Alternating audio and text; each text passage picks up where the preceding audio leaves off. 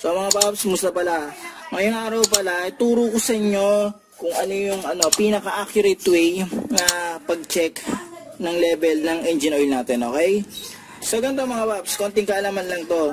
Mas maganda chine-check to umaga, kumbaga napahinga yung sasakyan ng isang buong araw. Mas maganda yon. Bakit? Kasi nakababa lahat ng langis. Kasi pag pinaandar mo yan, yung langis yan, yung sa oil pump niya, naaakit bigla yan eh. So kaya ito ginamit ko sa sasakyan kasi yung videos, bagong bagong change oil yun, hindi nyo makikita. Ito hindi. So, ito, nakapahinga yung yung makina niyan. Tignan niya. Yan. So, pagka ko pa lang, kitang-kita nyo na, ayan o. Yan, kitang-kita nyo na yung mga babs. So, yan. So, kung napapansin nyo, kitang-kita nyo yung level ng langis yan, ayan o. Nasa H. Yan. Okay? So, yan. Ayan o, kita rin sa likod. Yan o. Diba? Ayan o. Nasa H. So, yan.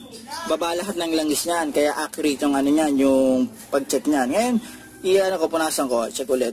Yan. So, ayan, hindi ka pa pinaandar ang makina niyan. So, pasok natin ulit yan, mga babs.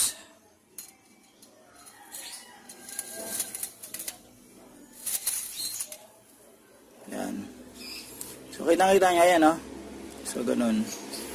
Okay, kita niya naman, ayan. Diba? Ayan, no? Okay.